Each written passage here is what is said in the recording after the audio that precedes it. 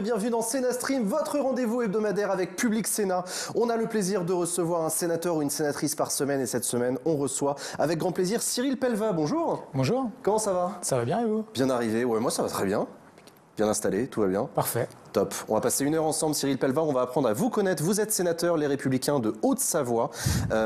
J'ai beaucoup de questions pour vous, notamment parce que vous êtes un sénateur de la montagne. Vous êtes d'ailleurs président du groupe d'études de la montagne au Sénat. Donc j'ai beaucoup de questions là-dessus. Bonjour à vous si vous nous regardez en direct sur Twitch. Bonjour aussi à vous si vous nous regardez lors de la rediffusion sur Public Sénat, le canal 13 de la TNT. C'est bien vous qui posez vos questions. J'ai préparé cette émission avec vous, les internautes. Hier, vous m'avez prévu beaucoup de questions pour notre invité.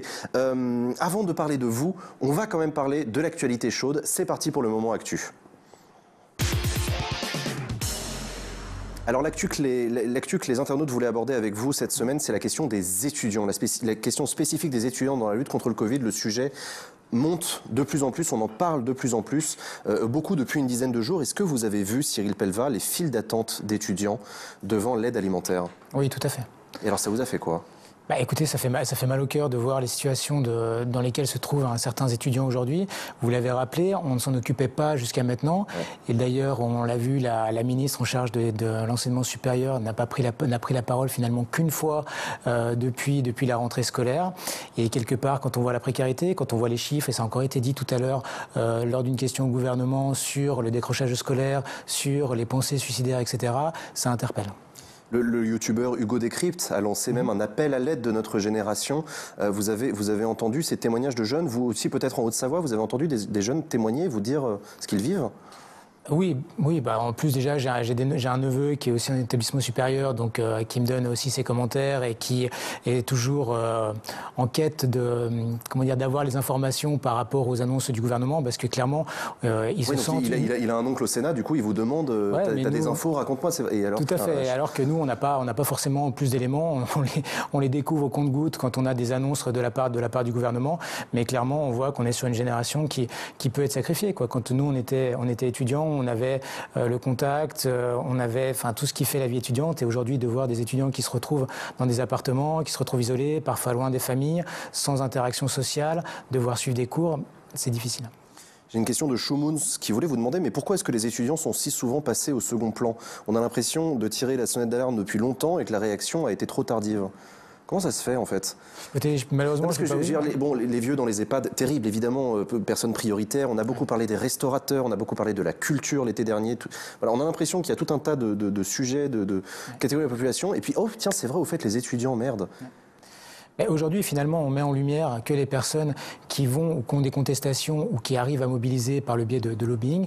Et peut-être que jusqu'à maintenant, finalement, par rapport à d'autres professions, par rapport à d'autres tranches de la société, on ne les a pas suffisamment entendus. Vous pensez qu'on peut parler d'une génération sacrifiée, comme certains utilisent l'expression? Moi, je pense qu'aujourd'hui, ce que vivent aujourd'hui les étudiants aura des impacts sur le long terme. Donc, on ne peut peut-être pas aller jusqu'à génération sacrifiée, mais par contre, oui, il y aura des impacts. Ouais. Pour répondre à cette urgence de la jeunesse, notamment la précarité sociale, vos collègues du groupe socialiste au Sénat ont proposé d'abaisser le RSA à 18 ans. On avait reçu à votre place Rémi Cardon, le sénateur qui avait défendu cette idée. Quelle est votre position à vous sur cette idée? Écoutez, moi je ne suis pas en accord avec la position de mon groupe politique qui était plutôt contre. Je pense que ce serait plutôt une bonne idée d'avoir un RSA qui soit avancé, mais avec des critères de conditionnalité. Alors lesquels? Mais c'est intéressant parce que vous êtes les Républicains et vous n'êtes pas contre l'idée d'un RSA à 18 ans. Non, je pense que... après, bien évidemment, mon cheminement a évolué depuis des années. Et quand on voit aujourd'hui les préoccupations qui sont, la situation dans le cadre du marché du travail, la situation des étudiants, je pense qu'on ne peut que évoluer et essayer de trouver finalement des solutions qui soient aussi intermédiaires, mais aussi ne pas donner le RSA à tout le monde. Il faut qu'on puisse mettre justement des critères de conditionnalité, à savoir qu'on s'engage sur des recherches d'emploi, qu'on s'engage également à donner des heures pour la collectivité, etc. On peut identifier des choses, ce ne soit pas un chèque en blanc, mais qu'au contraire, on puisse avoir un retour. Alors au même moment, on a entendu aussi la réponse, si je puis dire, à cette proposition du côté de la République en marche. Stanislas Guerini a proposé un capital jeune, 10 000 € qui pourrait être prêté aux étudiants. Cette idée d'endetter les jeunes, Qu'est-ce que vous en pensez? Meilleure idée? Moins bonne idée? Non, je pense que c'est une moins bonne idée parce que bien évidemment, on voit qu'aujourd'hui, il y a déjà pas mal de jeunes qui vont s'endetter par rapport au cursus scolaire. Aujourd'hui, ils tombent dans une précarité par rapport à la crise, par rapport au confinement, par rapport au couvre-feu, etc. Parce qu'on le voit, tous ceux qui pouvaient avoir des emplois, qu'ils soient CDD, intérimaires et j'en passe, permettaient d'avoir ces fonds. Maintenant, il y en a certains qui étaient aidés par les parents. Des parents aussi peuvent se retrouver aussi dans une situation de difficulté. Et je pense que de rajouter une charge supplémentaire sur un emprunt, c'est aussi amputer les capacités plus tard pour les jeunes quand ils vont rentrer dans la vie active. Donc je pense que ce n'est pas une bonne idée. C'est un peu perturbant pour moi, Cyril Pellevat, parce que vous êtes les Républicains. Ouais. J'ai l'impression que vous jugez que la position des socialistes est finalement pas inintéressante et que celle de la République En Marche est trop à droite. C'est peut-être un cliché ce que je suis en train de dire, mais ça me perturbe un peu. Je dis pas qu'elle est trop à droite ou pas assez à droite, etc. Je dis juste que dans la configuration actuelle, par rapport à la crise économique, par rapport à la dette qu'on est en train de contracter, par rapport à tout ce que l'on est en train de financer sur les secteurs d'activité, de rajouter encore 10 000 euros sur le dos d'étudiants, je trouve que c'est peut-être pas la bonne solution aujourd'hui. Cogiba qui vous demande, globalement, vous avez parlé de dette. La dette qu'on est en train de contracter collectivement pour répondre à la crise ne va-t-elle pas peser sur la jeunesse demain ? Est-ce que c'est pas notre génération qui va devoir payer l'addition de cette... Oui, c'est bien. Non, mais bien évidemment... Ok, alors faut-il l'annuler cette dette? Allons-y carrément. Le sujet de la dette est un sujet qui nous préoccupe bien évidemment, parce que quand on entend notamment le ministre de l'économie et des finances, Bruno Le Maire, qui dit qu'on arrivera... Enfin, avant de pouvoir retourner sur un endettement de 100% du PIB, ça ne sera pas avant les 10 prochaines années, ça interpelle. Et donc du coup, vous avez une idée? Est-ce qu'il va falloir augmenter les impôts sur les plus hauts revenus? Écoutez, pour l'instant, il faut qu'on regarde les chiffres précis. Il faut déjà qu'on attende d'être à la sortie de crise, de regarder au niveau de la relance économique quelle sera celle-ci, et après de regarder quel est aussi le capital que les Français ont accumulé. On parle des 200 milliards, etc. Est-ce qu'ils vont les remettre tout de suite dans l'économie réelle? Est-ce qu'on arrivera à avoir des chiffres plutôt meilleurs, moins bons? Et puis quand on fera le bilan de toutes ces crises, à ce moment-là, il faudra qu'on regarde quelles sont les solutions les meilleures. Je pense que dans l'état actuel des choses, d'augmenter les impôts, ça ne serait pas la bonne solution. Maintenant, quelle pourrait être l'alternative? Aujourd'hui, je n'ai pas de réponse. Ok. Bon, avant d'avoir une alternative sur cette question d'un peu plus long terme, revenons sur la question des étudiants. Et Guiton vous demande plus généralement, voilà, qu'est-ce que vous pensez qu'il faut faire pour aider la jeunesse dans la situation? On a parlé RSA, mais plus concrètement, il faut réouvrir les facs? Écoutez, il y a déjà un geste qui a été annoncé avec une réouverture partielle des facs. Et donc, bien évidemment, je pense qu'il y avait une proposition qui était sur la table de demander aux collectivités éventuellement de pouvoir ouvrir des salles pour pouvoir avoir des interactions entre les étudiants, etc. Je pense que ce n'est pas le rôle aujourd'hui de la collectivité de le faire. Mais par contre, dans les facs, on a des mètres carrés qui aujourd'hui sont perdus, qui ne servent à rien. Et je pense qu'on pourrait aller plus loin dans la réouverture avec un protocole sanitaire strict. Parce que le vrai souci, c'est que finalement, quand on empêche les gens de se voir et qu'on ne contrôle pas, à ce moment-là, ça se fait plutôt de façon clandestine et c'est là où on peut avoir l'arrivée de clusters. Donc je pense que oui, il faut réouvrir les facs, refaire vraiment un protocole sanitaire strict, l'appliquer, donner les moyens également de pouvoir, voilà, là aujourd'hui on a une paroi vitrée, on a tous les masques, on a un geste barrière, ça fonctionne, on le voit dans le primaire, ça fonctionne, on le voit dans le secondaire, etc. Donc on n'a pas eu de clusters supplémentaires. Donc vous, au Sénat, on le disait tout à l'heure en antenne, vous avez un siège sur 2 de libre et puis l'hémicycle du Sénat, c'est plusieurs centaines de personnes et ça se passe bien. Donc un amphi à la fac, ça pourrait le faire aussi. Mais ça pourrait le faire, et d'autant plus qu'on pourrait très bien avoir des séries de 2 comme nous on a au Sénat. Effectivement, dans les commissions, on a une semaine sur 2, on est présent, on est en présentiel, et une semaine sur 2, on est en distanciel. Et pour le coup, ça permet de garder des interactions, de garder le lien, etc. Donc ça, c'est des choses qui fonctionnent pour notre génération et qui pourraient très bien être dupliquées à la fac. Mais pour ça, on attend aussi à ce qu'on ait un gouvernement et peut-être des ministres, surtout au niveau de l'enseignement supérieur, qui soient un peu plus mobilisés. Oui, il y a un manque de mobilisation de la part de Frédérique Vidal. En tout cas, on n'a pas l'impression qu'elle a l'air de galérer. En tout cas, elle dit qu'elle en parle avec les directeurs d'université, les responsables d'université, les présidents d'université, qui doivent en fait prendre des décisions au niveau local et qu'elle ne peut pas faire grand-chose. C'est ce qu'elle dit. Oui, tout à fait. Mais bon, elle est quand même ministre. En tout cas, il y a pas mal de personnes quand même dans le chat qui font remarquer que dans les écoles, les protocoles sanitaires n'ont pas l'air de si bien marcher que ça. Beaucoup de personnels enseignants ont fait grève d'ailleurs la semaine dernière pour dénoncer le manque de moyens, la difficile organisation des établissements scolaires. Qu'est-ce que vous en pensez ? J'ai pas trop d'éléments là-dessus, donc je pourrais pas vous dire. Après, de ce que je constate, moi, par rapport aux écoles qui sont sur ma circonscription, donc sur la Haute-Savoie, on m'a pas relevé de difficultés particulières et j'ai pas vu, à l'exception de peut-être 2 ou 3 classes, mais qui représentent vraiment une minorité, où ils ont été fermés à cause qu'on a eu plusieurs enfants contaminés, mais c'était quand même une très très légère minorité. On va parler de vous, Cyril Pellevat, c'est le moment du portrait, c'est parti. Alors on va essayer d'apprendre un peu à vous connaître. C'est rare pour nous d'avoir l'occasion de rencontrer un sénateur et donc chaque semaine on prend plaisir à essayer de vous connaître. Une question simple, on parlait des jeunes juste à l'instant. Vous avez fait quel bac? Alors moi j'ai fait un bac STI génie électrotechnique. Et vous vouliez faire quoi plus tard? C'était quoi le projet? Vous avez le droit de dire j'en savais rien, non mais c'est vrai. Non, disons que quand j'étais jeune, je voulais faire pilote de chasse, rentrer dans l'armée de l'air. Et après, bien évidemment, j'avais pas l'acuité visuelle qui allait avec. Et après, je voulais plutôt rentrer dans l'administration et dans les ressources humaines. Okay, et donc j'ai eu un parcours un peu particulier où j'ai fait un bac donc STIGE. Après j'ai enchaîné sur un DUT qui s'appelait avant OGP, donc Organisation de Gestion de Production, qui s'appelle maintenant Qualité Logistique Industrielle. Et après j'ai fait une école de commerce, donc j'ai fait marketing et commerce international et j'ai fini sur un MBA en gestion des ressources humaines. D'accord, vous avez monté les échelons. Voilà. Mais alors du coup, sur ce parcours d'études, vous imaginez les étudiants d'aujourd'hui qui font ça en visio? Vous vous mettez à leur place? Je me mets d'autant plus à leur place que je donne des cours dans une école de commerce et je vois les difficultés qui peuvent être. Vous faites en visio du coup? Je fais en visio, oui. Et alors c'est comment? Racontez-nous.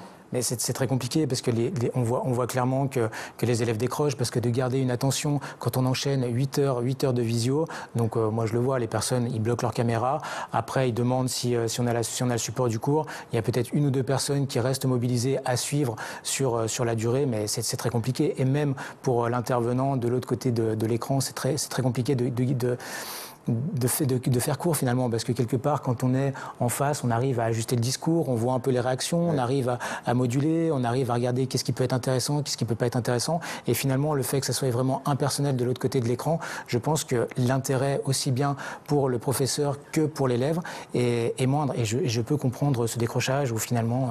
Donc vous donnez des cours en école de commerce. Oui. Est-ce que vous êtes face à des situations de décrochage ou est-ce que c'est plutôt à la fac qu'on voit du décrochage? Je ne me rends pas compte. Écoutez, moi sur les 41 élèves que j'avais, il y en a 2 qui ont décroché Merde. Okay. Pendant le premier semestre. D'accord. Mais les autres ont continué jusqu'à la fin? Les autres ont continué, oui, les autres ont continué. D'accord. Le deuxième semestre commence quand d'ailleurs? Là, je vais donner des cours à des bachelors. D'accord, très bien. Du coup, je reviens. Donc voilà, je reviens un petit peu quand même sur vos études. Donc on l'a dit, vous avez fait des études de gestion à l'IET d'Annecy. C'est ce que vous avez décrit. Marketing ensuite en école de commerce, gestion des ressources humaines ensuite en MBA. Donc vous avez fait c'est fait combien de temps d'études tout ça? Oh, c'est un bac plus 5. Hein, c'est un bac plus 5, ouais. Ok, d'accord. Vous avez commencé par bosser dans les ressources humaines dans une parfumerie. Alors non, c'est comment dire? C'est votre page Wikipédia qui m'a dit tout ça. Corrigeons-la, allons-y. Alors c'est pas une parfumerie, mais effectivement c'est des fabricants de parfums, c'est-à-dire c'est quand on fait du parfum, on a ce qu'on appelle l'aîné. Et pour le coup, la société Firmenich dans laquelle je travaillais était une société qui avait l'aîné, qui avait la capacité de production et d'expédition. Donc en gros, quand une marque Kenzo, Chanel numéro 5, qui sont des productions de Firmenich, avait une volonté, faisait un brief, derrière les parfumeurs faisaient des propositions, donc et après quand c'est retenu, du coup, c'est les parfumeurs de Firmenich et après la production qui se fait. Après, il y a d'autres grandes boîtes là-dedans, donc Givaudan, Firmenich, mais c'est des sociétés qui sont pas connues parce qu'il n'y a pas de marque, c'est vraiment les compétences en interne qui après, donc, les marques pour lesquelles je travaille, je vous dis, c'est Kenzo, Chanel, etc. Donc c'est parfumerie fine, c'est également tout ce qui touche aux arômes, aux ingrédients, et puis parfumerie dans les maquillages, dans les vêtements, vos lessives. Donc aujourd'hui, sur vous avez tout un tas de produits qui viennent de ces majeurs, Firmenich, Givaudan et autres. Voilà. D'accord. Voilà. Ok. Non mais intéressant. Pourquoi cette boîte? C'est le secteur qui vous a attiré? C'est le fait qu'elle n'était pas loin? C'est le fait que c'est peut-être le hasard aussi? Oui, non, c'est un pur hasard parce que je pense que comme beaucoup de personnes, je ne connaissais pas du tout cette société-là. Et pour le coup, moi, je suis frontalier vraiment avec Genève. Et quand j'ai fini mes études, parce que j'ai fait mes études à Paris, la volonté c'était de revenir dans mon département. Et la première société qui m'a donné ma chance, parce que j'ai fait un peu comme tout le monde, hein, quand on sort, ouais, c'est ça. Donc je suis rentré sur un remplacement de congé maternité de 6 mois. Et puis après, les choses ont fait qu'un poste s'est ouvert sur la partie système d'information ressources humaines. J'avais fait mon mémoire sur les SIRH. Et après, j'ai embrayé et j'ai fait 5 ans là-bas. Je vois qu'il y a plusieurs personnes qui nous disent bonjour du côté de la Savoie. Il y a des gens qui disent bonjour du côté d'Annecy, etc. Bienvenue, hein, soyez les bienvenus. On essaie de faire la promotion. Mais non, mais c'est très bien. Écoutez, soyez les bienvenus. Si vous n'êtes pas de Savoie non plus, il n'y a aucun problème. Soyez les bienvenus également. En 2011, vous avez rejoint l'UEFA. Tout à fait. Passionné de foot? Et là aussi, c'est un hasard, mais Ah ouais? oui, passionné de foot, parce que, en gros, mon cursus associatif fait que j'ai toujours été dans le foot, aussi bien joueur, entraîneur. On va en parler après de votre ouais, cursus, tout à mais fait. d'accord. Et du coup, quand en 2011, j'avais peut-être fait un peu le tour au niveau de la société Firmenich, j'ai eu un ami qui travaillait avec moi, m'a dit toi qui aimes bien le foot, etc. Il y a un poste chez Firmenich, à l'UEFA, pardon. J'ai passé l'entretien. Par contre, ça n'a pas fait, mais peut-être que ça pourrait t'intéresser. Donc, je me rappelle, c'était un lundi matin qui m'a dit ça. Et entre midi et deux, j'ai postulé. Le mercredi, je passais l'entretien, et le vendredi, j'avais l'offre d'emploi. Et boum, ça tombe à l'UEFA et vous avez commencé à bosser à l'UEFA. C'est marrant quand même. Avec Michel Platini. Et une question de Zarga qui voulait vous demander, parce qu'on en a en plus parlé tout à l'heure dans la séance des questions de gouvernement, qu'est-ce que vous pensez du foot amateur actuellement? Voilà, on est en plein Covid, les clubs amateurs sont dans la panade, la Ligue 1, on en parle beaucoup aussi sur les droits du foot. Vous avez un regard là-dessus ou pas forcément? Avec l'UEFA, pas du tout. Pas du tout. Après, moi, bien évidemment, j'ai un regard parce que je suis ancien président de club, etc. Donc, c'est des questions qui m'interpellent. Ouais. Donc, Et alors, ça vous inquiète, du coup, l'état du foot amateur? Vous voyez qu'il y a des clubs qui vont mettre la clé sous la porte, pardon? Mais c'est même pas que le foot, c'est vraiment tous les clubs sportifs, y compris des clubs qui sont semi-professionnels ou avec des professionnels. C'est le cas, je suis aujourd'hui mobilisé avec le club de foot. J'ai vu qu'il y avait des personnes de Thonon avec le club de foot américain de Thonon. Et pour le coup, où eux, ils ont des joueurs professionnels qui viennent des ligues canadiennes, d'Amérique du Nord principalement, et qui sont professionnels et aujourd'hui ne peuvent pas s'entraîner. Alors qu'on a des joueurs de foot qui le sont. Alors après, il y a une vraie préoccupation parce que du coup, avec le couvre-feu, avec le fait qu'il n'y ait pas de manifestation, effectivement, les clubs aujourd'hui n'ont plus les capacités de ramener de trésorerie. Donc je pense qu'il peut y en avoir quelques-uns qui vont être sur le carreau. Et à côté de ça, c'est aussi pour les sports des pertes majeures en termes de licenciés, parce qu'on le voit, il y a tout un tas de personnes qui, voyant un reconfinement arriver au mois de septembre, n'ont pas repris de licence. Donc on perd peut-être des années, y compris sur la détection de talents pour les prochains Jeux Olympiques, etc. Donc il y a tout un circuit où on verra sur le sport amateur, professionnel et autres, où on verra les impacts sur les prochaines années. D'accord. Bon, et la politique dans tout ça, à quel moment ça arrive dans votre vie? Racontez-moi. En famille, ça parlait de politique ou pas? Oui, alors disons que moi donc j'ai été maire de la commune d'Artapon-Notre-Dame et en fait je suis le 4e maire de la famille, donc quelque part il y a toujours eu. C'est marrant, c'est une dynastie familiale dans une ville. Oui, enfin en tout cas il y a toujours eu un intérêt, donc depuis que je suis tout jeune, mon père était premier adjoint, mon grand-père était maire et finalement. Je pense que je suis rentré par la politique par le biais de la vie associative, c'est-à-dire, comme je l'ai dit, j'étais joueur de foot, après j'ai été éducateur, etc. Et finalement, après, je suis devenu dirigeant, vice-président et autres. Et quand, en 2007, on avait des difficultés justement financières par rapport au club, parce que c'est difficile dans les petits villages de maintenir des structures, finalement, je m'étais adressé à la mairie pour pouvoir avoir une aide et ils n'avaient pas bougé. Et je m'étais dit, c'est quand même dommage, on a une centaine de licenciés, des gens du village, etc. Et puis après, je leur ai dit, finalement, je vais me présenter contre vous, parce que j'ai envie de faire bouger les choses, j'ai envie de faire avancer le village, j'ai envie d'amener des solutions pour les jeunes, pour les services, etc. Et finalement, en 2008, je me suis présenté. Bon, j'ai été pas pris au sérieux parce que j'avais 26 ans. 26 ans, oui, et vous avez quand même gagné. Et j'ai quand même gagné, ouais. Vous vous êtes présenté contre le maire. Ouais. En place, contre sa candidature, contre sa réélection, et vous avez été élu. Il y avait 3 listes même. Il y avait le premier adjoint, le maire et ma liste. Et c'est vous qui avez été élu à seulement 26 ans. C'est ça. C'est impressionnant ça quand même. Et tout ça en étant entré par l'associatif local. Vous, ça n'a pas été un truc national qui vous a donné envie de vous jeter dans le bain politique. Non, pas du tout, parce que j'avais pas de carte de militant. C'est vraiment l'aspect de donner pour les autres, finalement, d'apporter, puis de voir, je vous le dis par rapport au foot, parce qu'on va dire dans ma vie, le foot a toujours été un peu un fil conducteur. Et finalement, c'est comme ça que je suis arrivé à la vie politique. Bien évidemment, j'avais un intérêt sur la vie du village, mais à 26 ans, je me voyais pas me présenter à cet âge-là. Je voyais plus à 45, 50 ans, on va dire, de redonner finalement ce que l'on a reçu. Non, mais c'est intéressant. Alors, donc, du coup, ça, c'était en 2008. En 2014, vous êtes réélu maire et vous êtes également élu sénateur dans la foulée. Ouais. Vous devenez sénateur. Vous aviez quel âge? À 33 ans à l'époque. 33 ans, oui. C'était vachement jeune pour l'élection de 2014. Oui, c'était jeune. Mais disons, je pense que je suis arrivé, j'ai vu qu'il y avait une question, si j'étais arrivé par sénateur un peu par erreur ou par défaut, je ne sais pas. Mais non, mais racontez-moi, c'était ma question. Comment est-ce qu'on devient sénateur à 33 ans? Disons que j'ai eu, en 2008, quand j'ai été élu maire, j'étais le plus jeune maire de la Haute-Savoie, donc automatiquement, quand on commence à côtoyer des gens comme Bernard Accoyer, comme Pierre Hérisson, donc Bernard qui était président de l'Assemblée nationale, Pierre Hérisson qui était sénateur, du coup, on est un peu attiré. C'est intéressant, ils ont repéré le jeune talent, ils se sont dit, donc tu l'as vu là, le jeune de 26 ans qui est élu là-bas, il est jeune, il est sympa. Donc du coup, j'ai pris ma carte au parti UMP. Après, j'ai commencé à assister à des réunions et puis du coup, gentiment à développer un peu le cercle de connaissances. Après, j'ai fait des réalisations sur ma commune et finalement en 2014.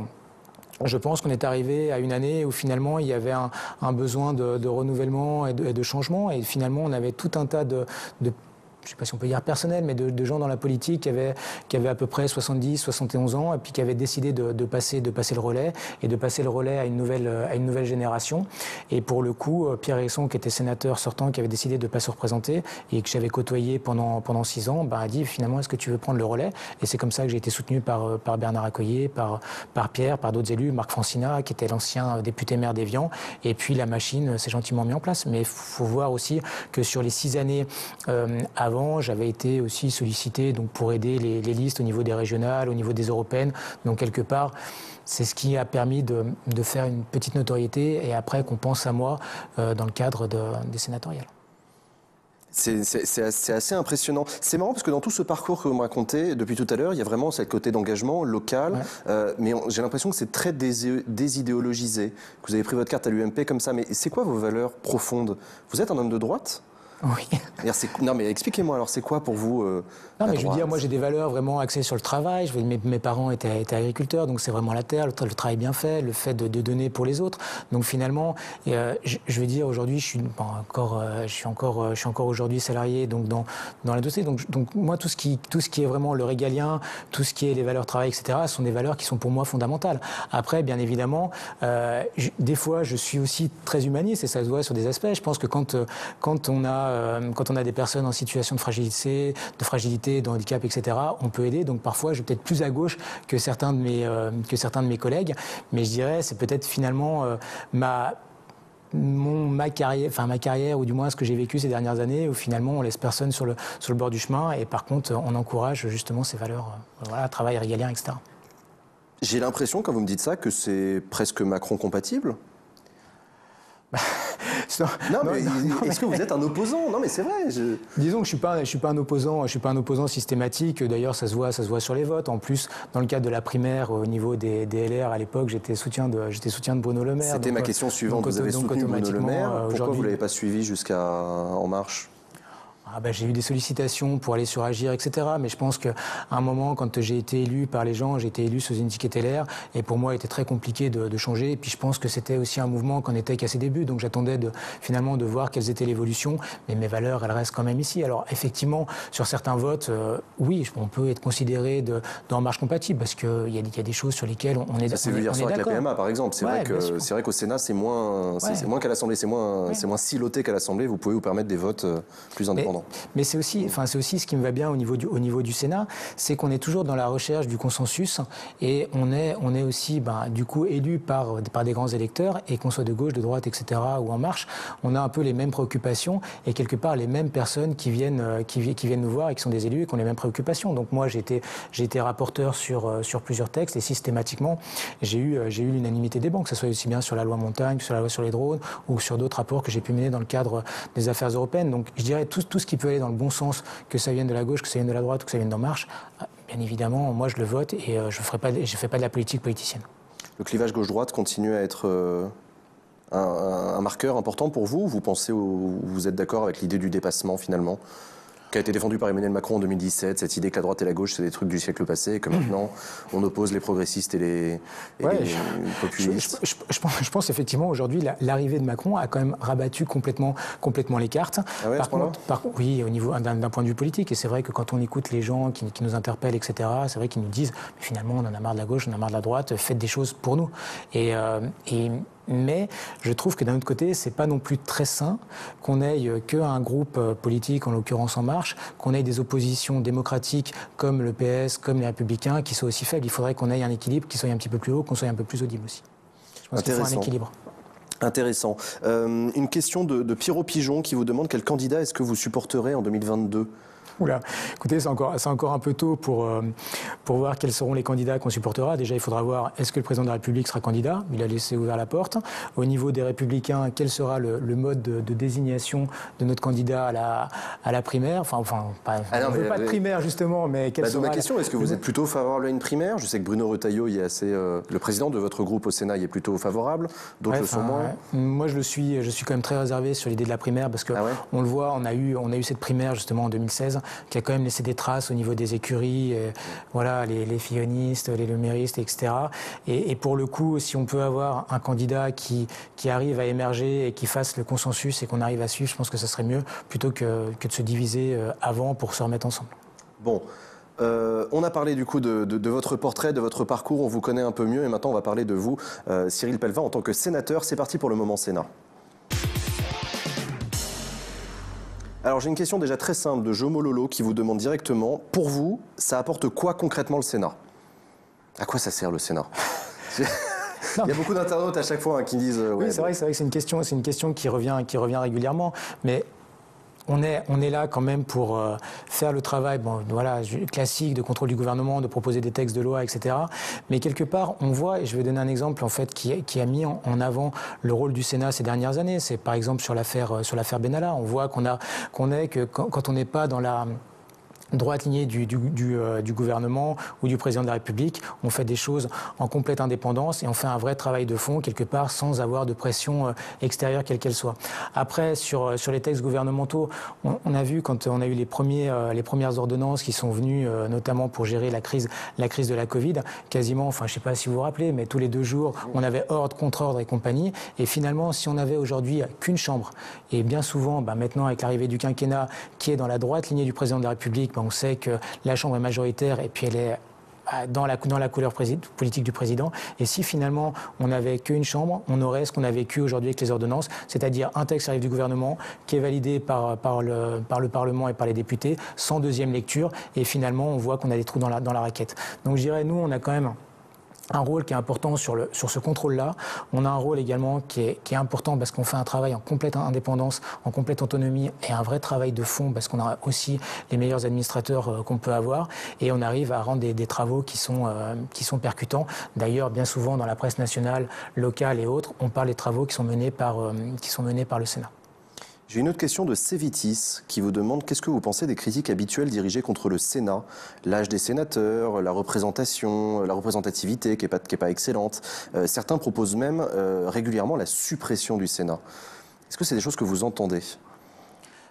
Je dirais, après, malheureusement, le Sénat souffre d'une image qui finalement a évolué sur les 10-15 dernières années. Moi, je l'ai vu dans le cadre du grand débat où j'ai eu l'occasion de me déplacer. Les gens disaient « Ah, mais un jeune sénateur, on ne savait pas ». Et quand on commence à dire que la moyenne d'âge est 61 ans, qu'on n'a plus de sénateurs qui ont 90 ans, etc., et pour le coup, l'image, elle commence un peu à évoluer. Après, on nous parle de la parité. Donc, bien évidemment, on voit qu'elle progresse, peut-être pas aussi vite que ce qu'on voudrait, mais quand même, ça évolue.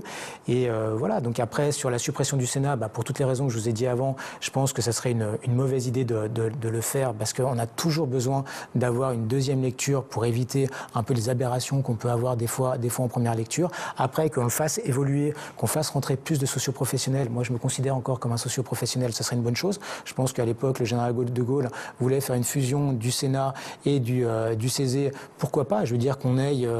mais je pense qu'il est important de garder cette deuxième chambre, après peut-être de revoir les modes de scrutin, la représentativité et autres, mais je pense que ce travail de deuxième lecture est important. Il y a Elios qui vous demande si selon vous les sénateurs sont plus indépendants que vos collègues députés. Oui, clairement. Ah ouais ? Ça se manifeste comment ? Vos députés, ils doivent obéir à des consignes, et vous non ? On l'a vu ces dernières années, où les députés étaient convoqués à l'Élysée pour être recadrés, où on leur donne les argumentaires, etc. C'est vrai qu'on imagine très... moi, j'imagine pas un quart de seconde un sénateur convoqué à l'Élysée pour se faire engueuler.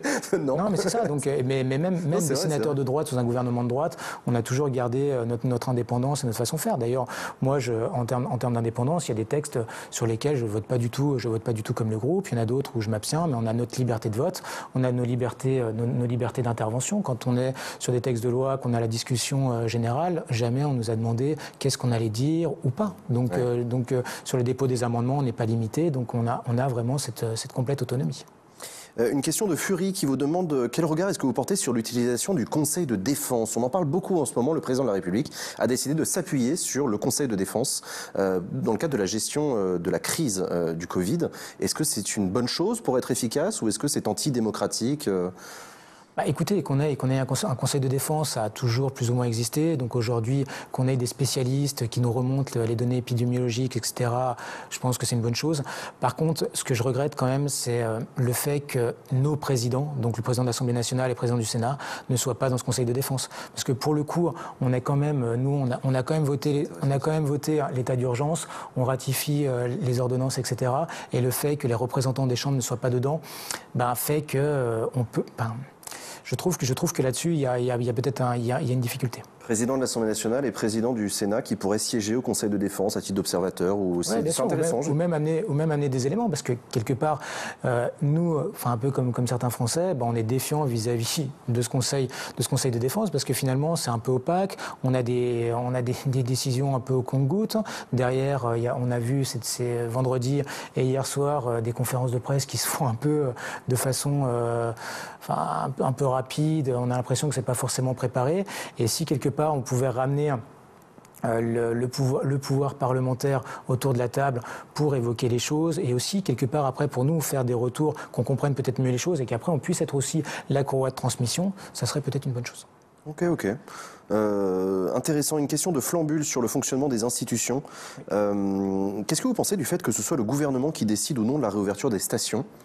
Puisqu'on va en parler dans pas longtemps, est-ce qu'il faudrait une gestion territorialisée de la crise du Covid ? Clairement. Mais en même temps, si on laissait les élus de la montagne décider, ils décideraient de les rouvrir.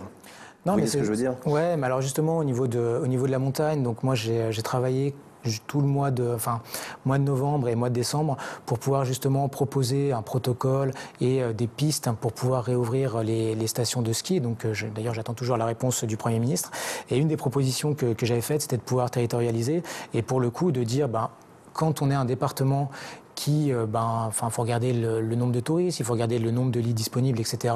Et si toutes les composantes sont réunies à ce moment-là, on peut rouvrir. Si par contre il y a risque, si attention, on peut fermer. Je pense que ça aurait été une bonne chose. Et pour le coup, j'ai également proposé, parce que j'ai fait plusieurs rapports sur la montagne, c'était, on va avoir un texte 4D, 3D qui va arriver au Sénat sur la décentralisation, déconcentration, différenciation, et qu'on puisse, dans ce cadre-là, donner des prérogatives nouvelles pour les territoires aussi bien ruraux, de montagne, de littoraux, etc., qui pourraient permettre cette...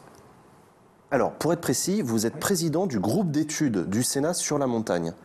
Qu'est-ce que c'est que ce truc ? C'est quoi un groupe d'études ? C'est quoi la différence avec une commission ? Écoutez, on a une commission, donc en l'occurrence la commission de l'aménagement du territoire et du développement durable. Et après, sous l'égide de cette commission, on a la possibilité d'avoir des groupes d'études. Donc on a économie circulaire, on a littoral, on a la montagne. Et en fait, ces groupes d'études viennent en soutien, en support de ces commissions, mais ont l'avantage de permettre à tous les sénateurs de pouvoir siéger. C'est-à-dire que les sénateurs doivent faire partie d'une commission permanente et pour le coup, on n'a pas la possibilité. Donc moi, je suis dans cette commission, mais je ne peux pas aller à la commission de la culture, je ne peux pas à la commission des lois, etc. Et par contre, des sénateurs qui ne seraient pas dans la commission de l'aménagement du territoire et du développement durable et qui sont de la montagne ou intéressés par les sujets de montagne ou d'économie circulaire, etc., ont la possibilité de siéger dans ces groupes d'études. Et pour le coup, ces groupes d'études permettent de pouvoir mener de façon complètement autonome des auditions, de pouvoir rédiger des rapports et finalement de pouvoir faire des suivis et amener un travail concret au niveau de la commission. Des trucs qu'on n'aura peut-être pas forcément le temps ou sur des niches qui intéresseraient peut-être pas tous les sénateurs de la commission, on peut faire ce travail pointu. Ok, d'accord. Moi, je comprends mieux parce que même pour moi, c'était pas très clair. Effectivement, au sein de la commission, vous pouvez créer ce groupe d'études et des collègues de la montagne, mais qui sont pas dans la même commission, peuvent quand même venir et travailler avec vous sur les sujets spécifiquement montagne. Okay. Et dans le cadre de la loi montagne de 2016, on avait mené une 60aine d'auditions dans le cadre du groupe d'études. Alors, des questions un peu plus précises, notamment Erago, qui vous demande comment est-ce que les personnes isolées vivent à la montagne avec le Covid en ce moment. Vous avez des témoignages spécifiques, il y a des difficultés du maintien de la distanciation sociale, pas plus que ça. En tout cas, sur le département de la Haute-Savoie, on n'a pas de difficulté majeure. D'ailleurs, on a un taux d'incidence qui est en dessous de 200. On est, en termes de réanimation, on est à 26 sur une capacité de 100. Donc, on est, grosso modo, il n'y a pas plus de difficultés que ça au niveau. Et Ok, alors attendez, je reprends. Cogiba aussi qui vous demande quel est l'impact des mesures sanitaires dans votre territoire. Est-ce que ça a marché, le couvre-feu, et puis avant ça, le confinement? C'est mitigé, j'ai l'impression. Il faut bien voir que si je parle de la Haute-Savoie, on a un territoire qui est un petit peu particulier et atypique parce qu'on a la spécificité de la frontière avec la Suisse et beaucoup d'interactions avec Genève, avec le canton de Vaud, etc. Et pour le coup, c'est vrai qu'on a un taux d'incidence qui est très élevé à Genève et on pense qu'il y a une perméabilité qui fait qu'en Haute-Savoie, on a plus de cas que ce qu'on devrait avoir si la frontière était complètement fermée.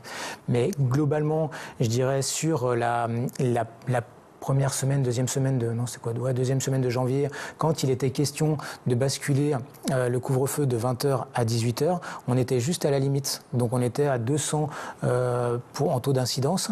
Et pour le coup, maintenant ça fait 2 semaines ou 3 semaines qu'on est à 18h, on est à 180, à 190. Donc je dirais le fait d'avoir avancé le couvre-feu de 2 heures n'a pas eu d'impact significatif sur nos territoires. On est quasiment à l'équilibre. Est-ce que vous avez des remontées d'un sentiment d'enclavement de certains territoires à cause des mesures sanitaires ou pas plus que ça? Non, on n'a pas de remontée d'aspect d'enclavement.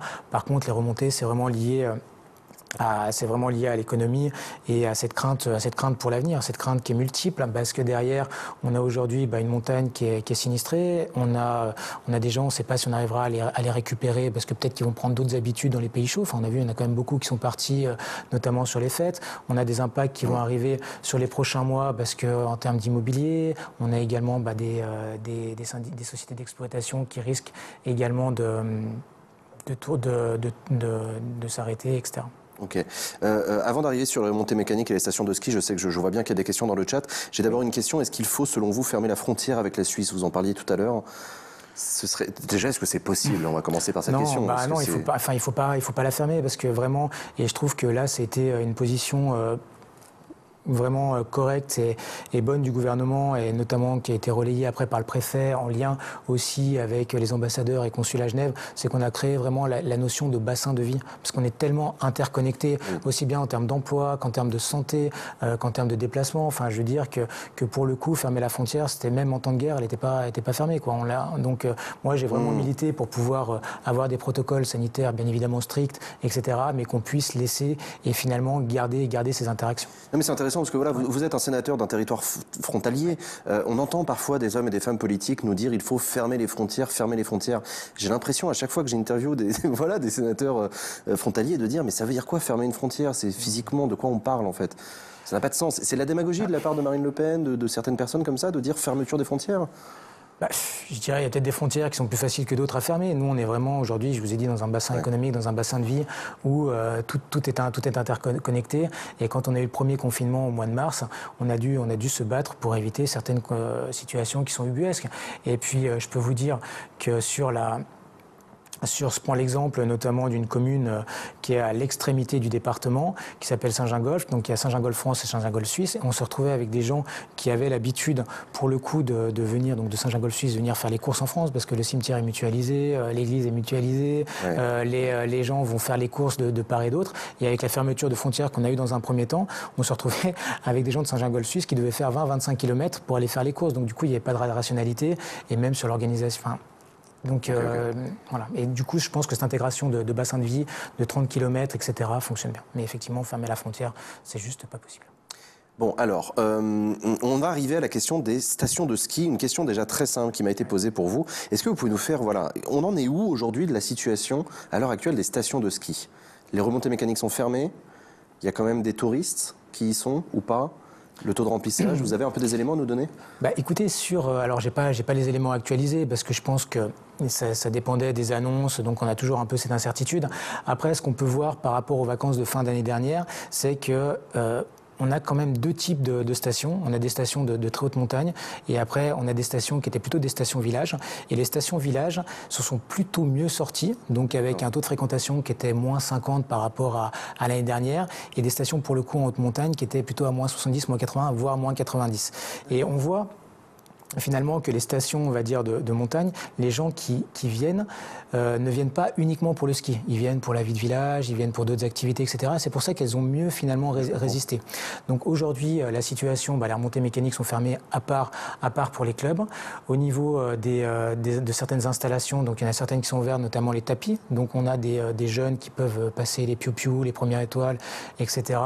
Mais sur le reste, et puis finalement, il y a une diversification un peu de l'offre qui est en train de s'opérer, avec un report sur le ski de fond, sur le ski de rando, sur les raquettes. D'ailleurs, on voit il y a des pénuries de raquettes, etc. Mais donc sur les chiffres, je ne suis pas en capacité de vous donner le taux de remplissage pour les vacances de février, mais bon, ça restera quand même très bas. D'accord. Jean Castex a donc annoncé vendredi dernier que les remontées mécaniques ne rouvriraient pas tout de suite à cause de l'épidémie.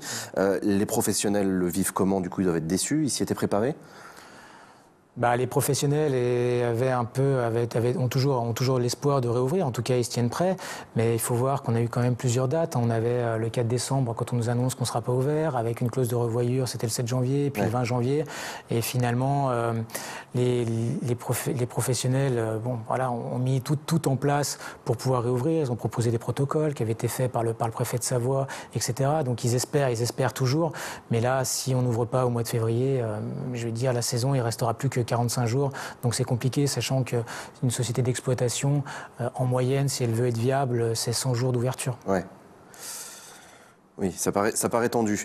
J'ai vu ta question, Juchet, sur les infrastructures en montagne, sur la biodiversité. On en parlera après. Je continue avec des questions d'abord sur la situation spécifique de la pandémie et de la fermeture. Et ensuite, j'ai beaucoup de questions, effectivement, que vous m'avez posées sur la biodiversité et la lutte contre le changement climatique en montagne. Une question de Bast, d'abord. Est-ce que vous pensez que les stations rouvriront en mars-avril, si elles le peuvent ?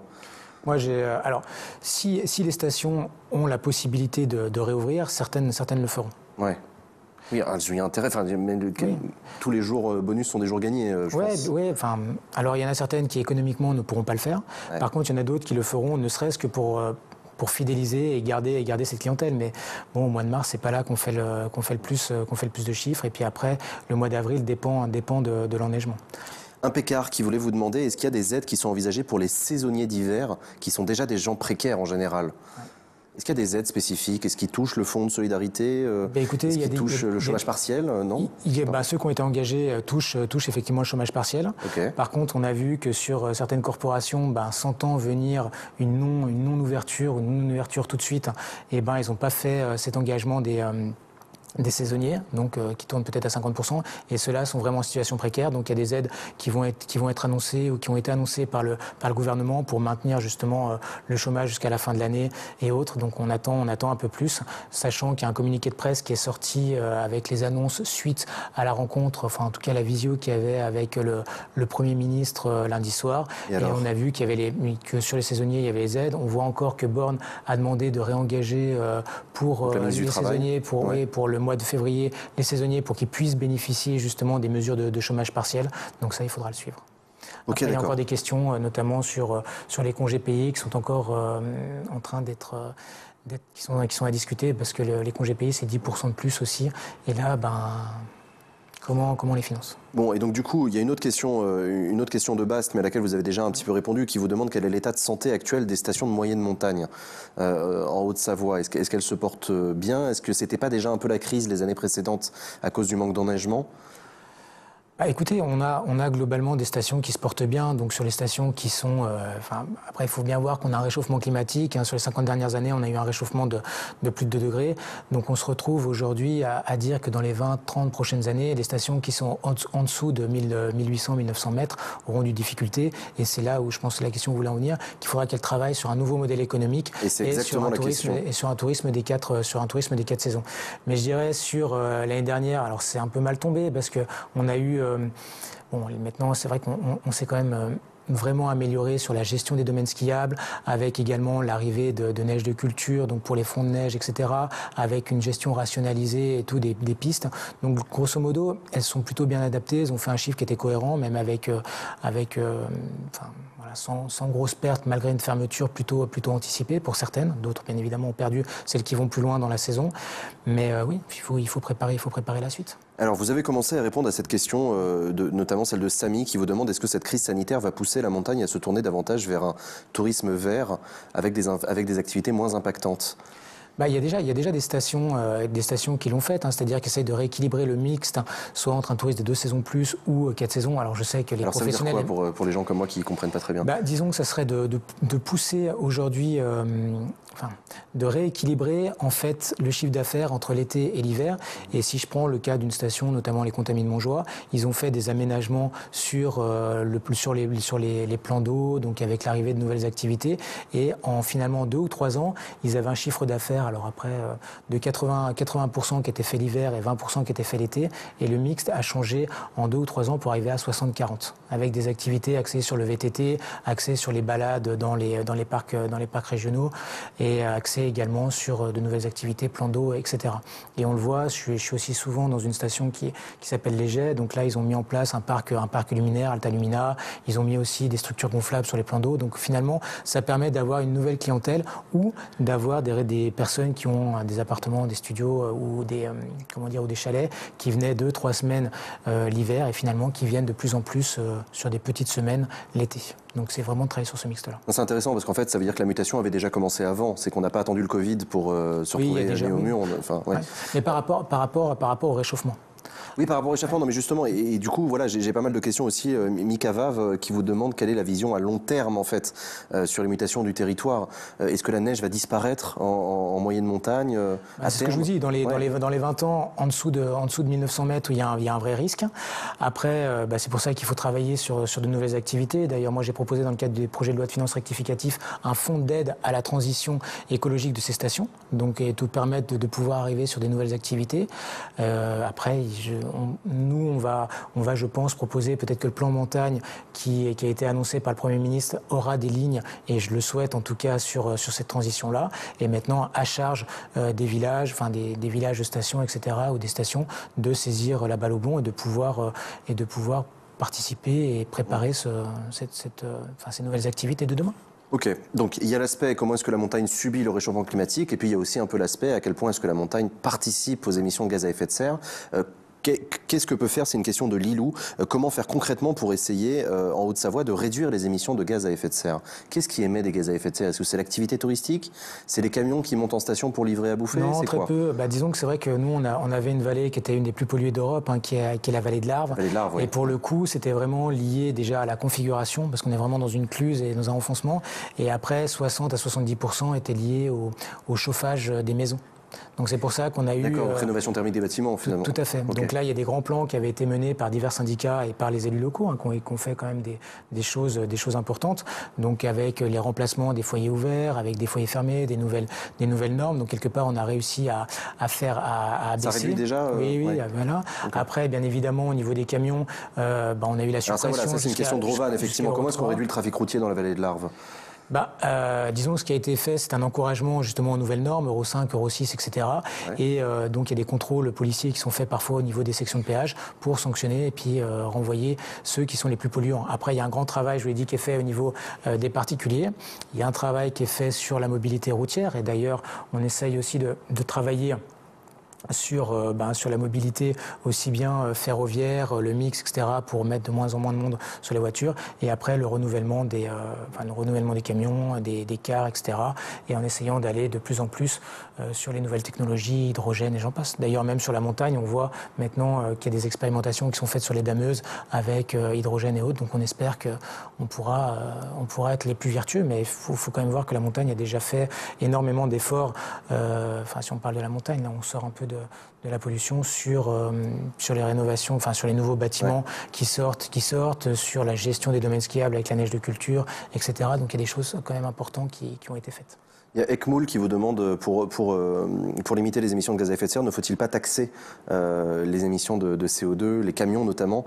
On revient toujours sur le débat sur l'écotaxe, la taxe carbone aussi. On a vu ce que ça a donné, l'écotaxe Oui, on a vu ce que ça a donné avec les gilets jaunes, effectivement, mais on a vu aussi ce que ça a donné dans le sens où ça peut aussi permettre de réduire les émissions de gaz à effet de serre. Est-ce que vous pensez que le mouvement des Gilets jaunes a définitivement vitrifié en politique en France. On ne reviendra jamais à une taxation du carbone?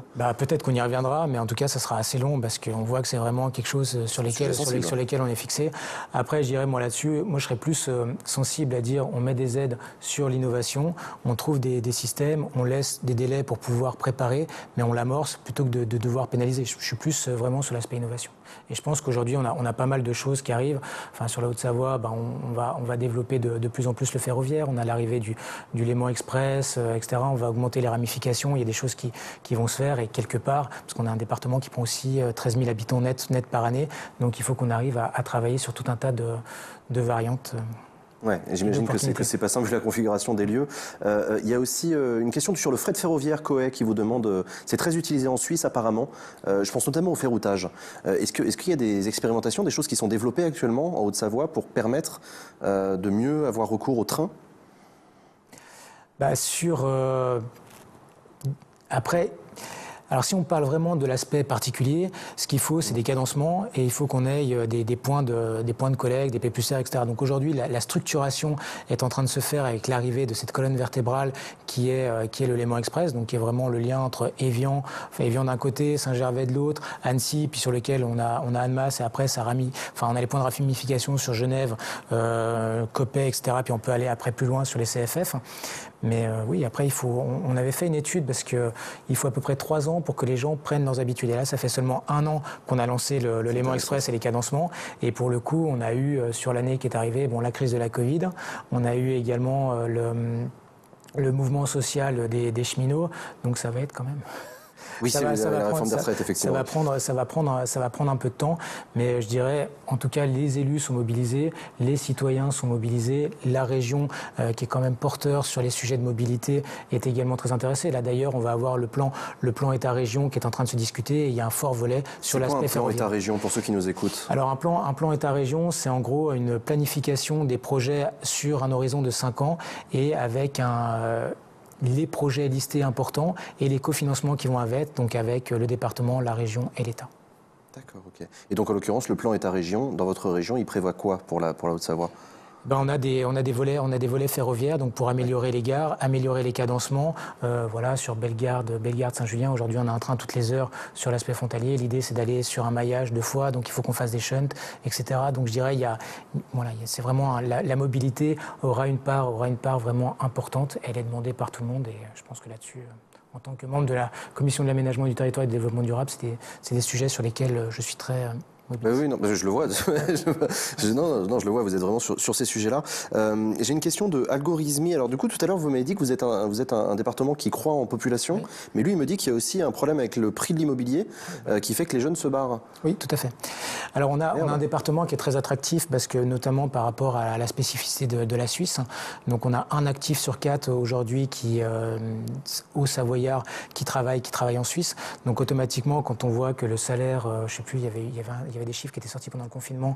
Le SMIC là-bas est à 5 000 francs suisses, donc équivalent de 4 800 €. Forcément, oui. Le coût de l'immobilier, donc c'est la loi de l'offre et de la demande, fait que les coûts des appartements est très, très élevé.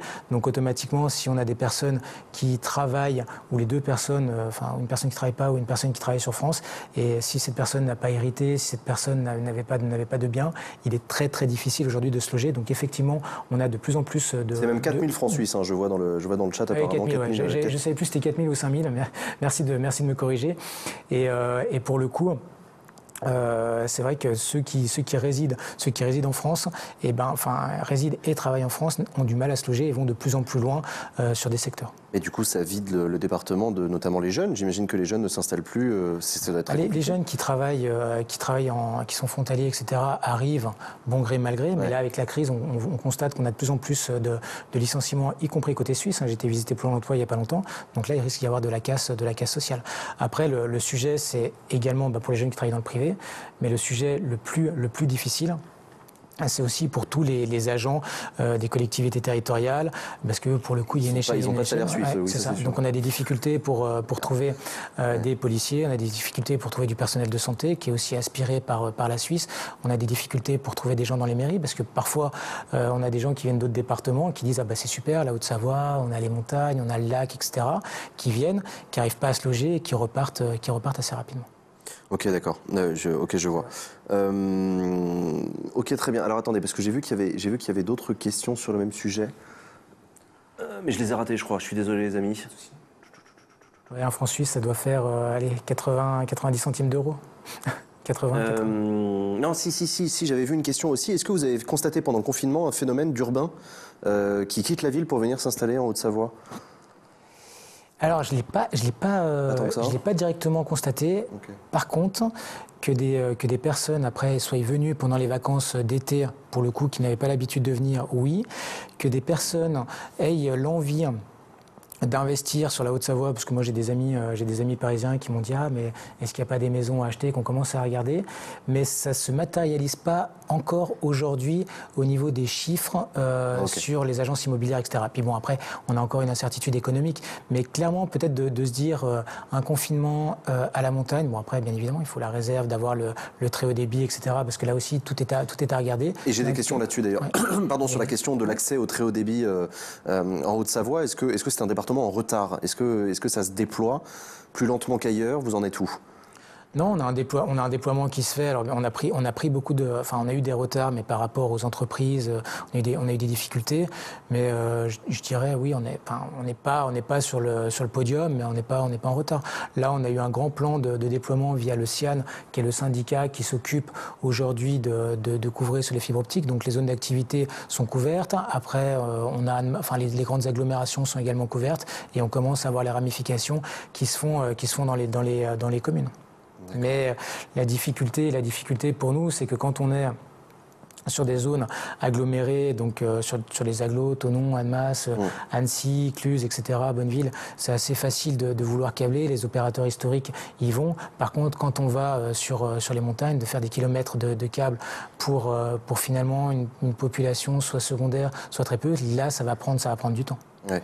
Mais il y a d'autres mécanismes. Et d'ailleurs, moi, j'avais beaucoup poussé sur l'aspect du satellite. Hein. Si sur des zones reculées, on peut avoir du très haut débit avec une installation parabole et puis un Internet via satellite.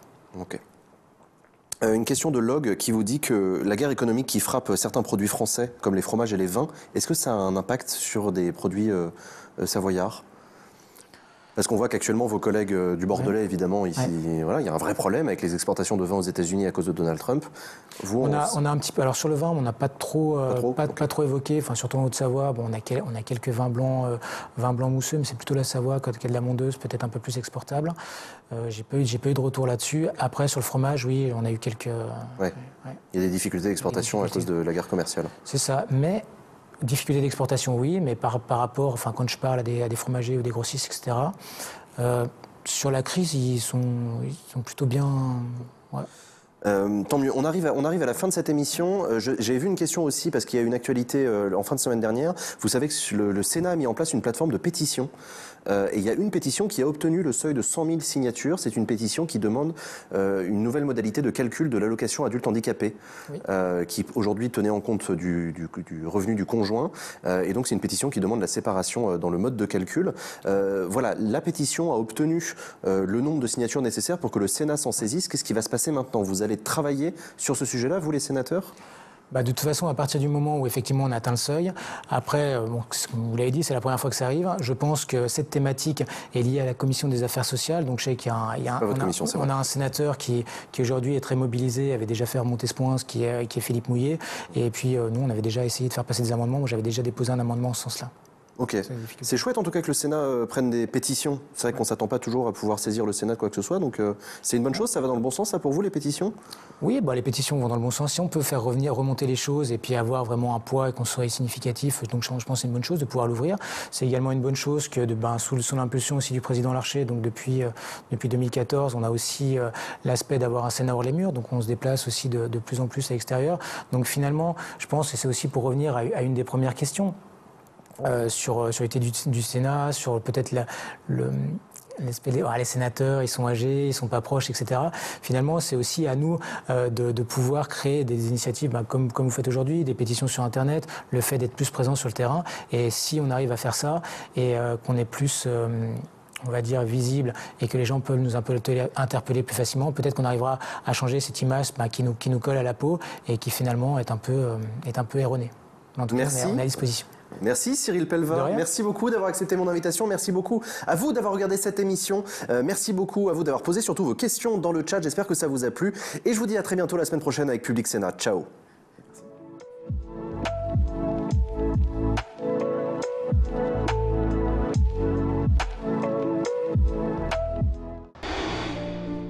La première fois que j'ai mis les pieds à Paris de ma vie, j'avais 14 ans. J'étais en fugue du foyer, je suis un enfant de la DAS moi. Je suis SDF dans Paris. Voilà, je me débrouille au jour le jour avec mes potes. Entre gens de la rue, c'est assez difficile de construire une amitié. On pourrait être potes, on pourrait être super potes, mais de là à être amis, quand même, c'est assez rare. Moi, il y a un pote, je pensais que c'était mon ami, j'ai laissé 250 € en liquide, je me suis réveillé le matin, il n'y avait plus personne, plus d'argent, plus personne. Pour résoudre sagement un problème, il faut s'en inquiéter. C'est pas faux. Si on s'inquiète pas de ce qui se passe autour de nous, on peut pas agir. Bonjour, vous allez bien alors rien que ça fait plaisir. Des trucs comme ça donne envie de s'en sortir. T'as envie de payer tes impôts, t'as envie d'avoir une famille, t'as envie de laisser une trace de toi. Moi, j'ai pas envie de mourir demain et qu'on dise qu'est-ce qu'il a accumulé, Kenny, derrière lui, à part des conneries. Donc là, faut que je construise. Comme tout le monde, demain à 21 h.